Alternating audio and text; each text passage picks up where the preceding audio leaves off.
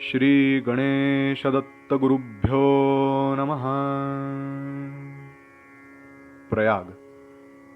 परमपूजनीय श्री दत्त महाराज कवीश्वर यांचा चरित्र ग्रंथ भाग 10.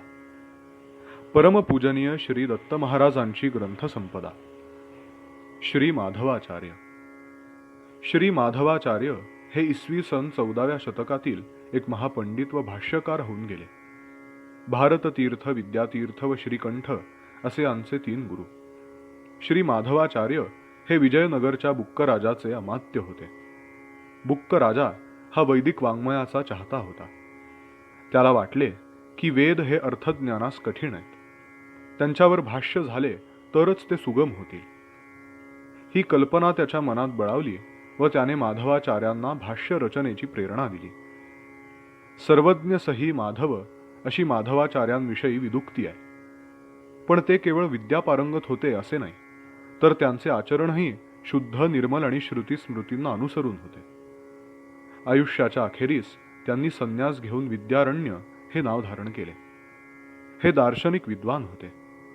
त्यांनी सर्व दर्शन संग्रह नावाचा एक ग्रंथ लिहिला असून तो दार्शनिक वाङ्मयाच्या इतिहासात महत्त्वाचा ठरला आहे. श्री माधवाचार्य यांच्या सर्व दर्शन संग्रहावरही पूजनीय श्री दत्त महाराजांनी मौलिक टीका लिहिली आहे. परमहंस परिव्राजकाचार्य श्री वासुदेवानंद सरस्वती स्वामी महाराजांचे चरित्र लेखन श्री महाराजांनी रसाळ भाषेत केवळ 1 महिन्यात लिहिले. त्याची एक आवृत्ती संपून दुसरी आवृत्ती छापली गेली आहे. श्री वासुदेवानंद सरस्वती ग्रंथ प्रकाशन. 1951 साली परमपूजनीय श्री गुळवणी महाराजांकडे श्री वासुदेवानंद सरस्वती यांचा जन्मशताब्दी उत्सव साजरा करण्याची बोलणी सुरू झाली. त्यावेळी स्वामींचे सर्व वाङ्मय ग्रंथरूपाने प्रकाशित करण्याचा विचार झाला. परमहंस परिव्राजकाचार्य स्वामी महाराजांची वाङ्मय संपदा शक्ती संपन्न आहे, ती पुनर्मुद्रित व्हावी असे श्री गुळवणी महाराजांना वाटत होते. त्यासाठी संस्कृत जाणकार तज्ज्ञ पाहिजे होता. परमहंस परिव्राजकाचार्य दीक्षित स्वामी महाराजांकडे परमहंस परिव्राजकाचार्य स्वामी महाराजांची ही वाङ्मय संपदा श्री दत्त महाराजांनी पाहिली होती. त्यावेळी त्यांनाही वाटत होते की स्वामी महाराजांचे हे सर्व वाङ्मय प्रकाशित झाले पाहिजे. आपण तर अकिंचन, हे कसे जमणार? परमपूजनीय श्री गुळवणी गुरु महाराजांनी विचारताच श्री दत्त महाराजांना आनंद झाला. त्यांनी तात्काळ संमती दिली. जीवनाचे धागे एकमेकात गुंफलेले असतात.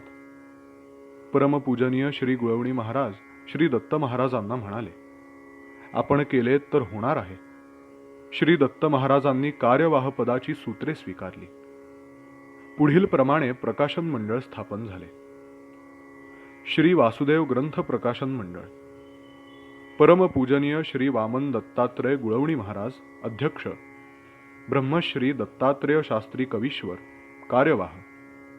मंडळाचे सदस्य साहित्याचार्य श्री बाळशास्त्री हरदास, श्री शंकर कृष्णाजी देशमुख आजेगावकर वकील, श्री भुजंग बळवंत भालेराव पुणे, श्री विश्वनाथ जोशी वकील हिंगोली, श्री विष्णू अनंत पंची हैदराबाद, श्री लक्ष्मणराव वरुडकर वकील, श्री नानासाहेब नाईक उमरेड, श्री बापूसाहेब कुबडे सोलापूर, श्री दिगंबर एरंडे MABT पुणे. माणगावहून वाडीहून मूळच्या हस्तलिखित पोथ्या आणल्या. टीपा, अर्थ, भाषांतर इत्यादी आवश्यक ते संपादन केले. संस्कृत भाषा म्हणून मुद्रिते काळजीपूर्वक तपासली. या सर्व कार्यात पूजनीय श्री दत्त महाराज जातीने सर्व नियोजन करीत होते. बरीच कामे स्वतःच करीत. त्याशिवाय परमपूजनीय श्री गुळवणी महाराजांकडे कितीतरी आध्यात्मिक पुस्तके प्रास्ताविकासाठी, अभिप्रायासाठी, आशीर्वादासाठी येत असत. श्री गुळवणी महाराज हे सारे लेखनाचे काम दत्त महाराजांकडे सोपवित. त्यांनी वाचून दाखविले की सही करीत. शब्दाचाही बदल करीत नसत. कोणाच्या सत्कारानिमित्त बोलणे, आशीर्वादपर बोलणे सारे काही ते श्री दत्त महाराजांवर सोपवित. उर्वरित तपशील आपण पुढील भागात पाहू. क्रमशः. संदर्भ प्रयाग. परमपूजनीय श्री दत्त महाराज कवीश्वर यांचा चरित्र ग्रंथ. संकलन व लेखन श्रीमती नीला कृष्ण जोशी. प्रकाशन श्री वासुदेव निवास, पुणे. अवधूत चिंतन श्री गुरुदेव दत्त.